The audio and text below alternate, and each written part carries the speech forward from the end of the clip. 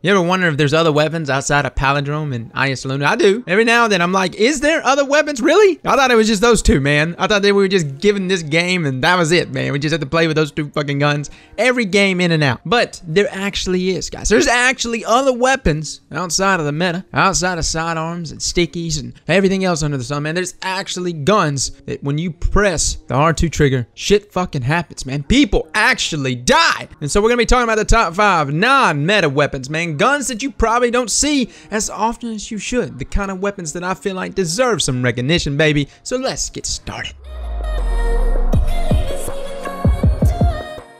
Number 5 on this list is Distant Starman. Now here's the thing, look. I've had a number of ass whoopings in Destiny, but by far one of the biggest ass whoopings I've ever had in this game was against a guy using the Distant Star. Now, granted, he had a very good roll on his Distant Star, and he had high caliber rounds on it. High caliber rounds on this thing is absolutely nasty. Now the other side of things is this weapon is very similar to something like Modern Multi-Tool. Granted, it doesn't have the third eye perk on it, but to remedy that, I just end up rocking out Gillian Artifact anyways, which keeps my radar, and essentially I have a weapon here that turns into a legendary version of Mighty Multi-Tool, if not a little better, man. Rock this sucker out with something like full auto though, or maybe just something with high caliber rounds, guys, with some good stability stats on it as well. You'll be doing work on people.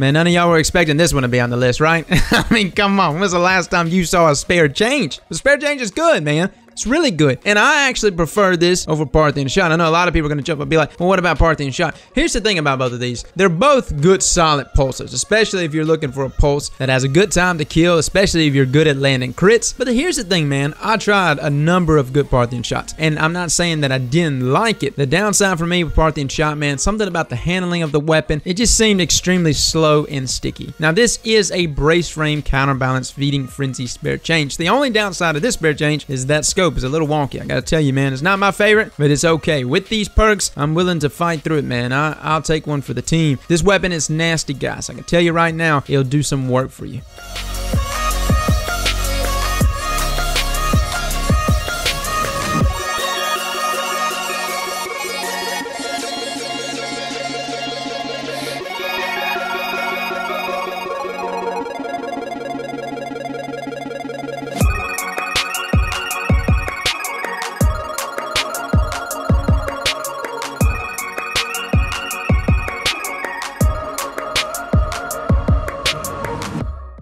I call this scout rifle like the Jesus of all scout rifles, the savior of them all, man. Because here's the thing, there's a lot of people out there that complain about scout rifles not being strong enough. Listen, if you want a scout, man, that's got strength, dude, that can literally put everyone down in Crucible. I've done put out videos before about this weapon. I've done trying to convert people to the way of Cocytus. I can tell you right now, you need to just go run trials with QJ. It's a guy I run trials with every week. He rocks nothing but Cocytus, and I'm talking about tears people up. This weapon is a very consistent 3-tapper at 0.8 seconds. Guys, if you can get good at landing crits, get some good stability perks on this scout rifle, you will be doing massive amounts of work in Crucible. It's a gun that I can't believe is not used more often. It's a weapon that I just don't understand why people don't gravitate toward. It's such a good weapon, guys.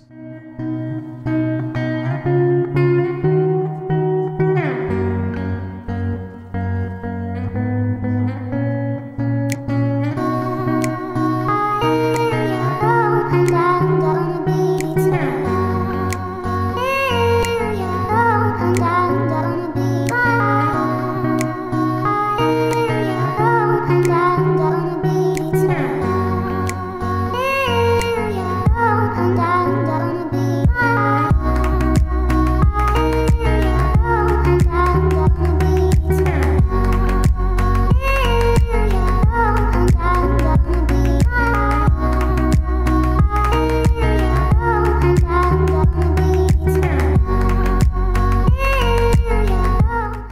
Number 2 on this list, guys, which is the first auto rifle that I reviewed whenever Rise of Iron launched, guys. This is the Dead Orbit auto rifle, man. Extremophile. A gun that I have personally fallen in love with, man. A weapon that I've always told my friends to use. This is a great weapon. I have one with sure shot.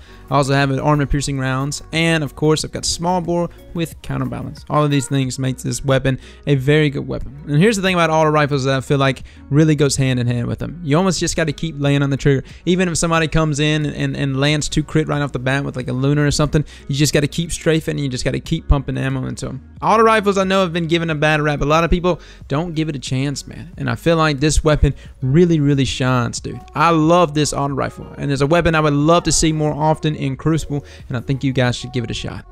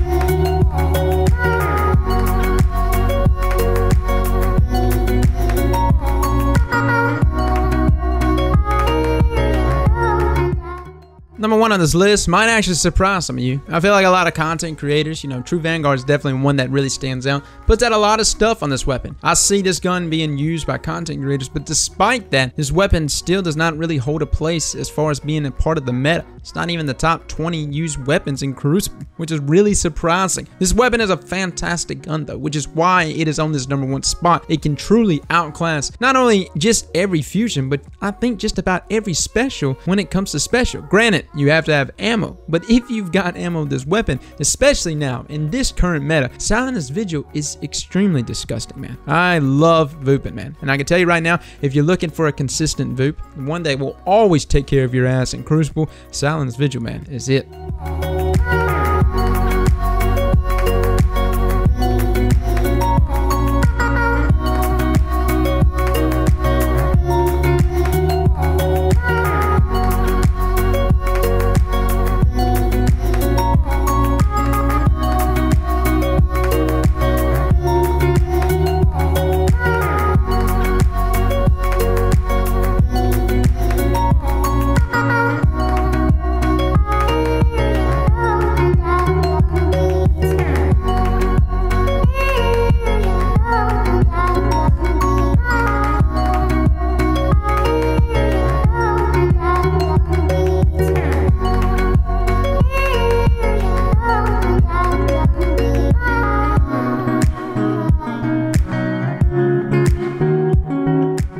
Okay, I don't ever do this live because I don't know how to do it again, but we'll give it a go. Slap that like button like your mama taught you right.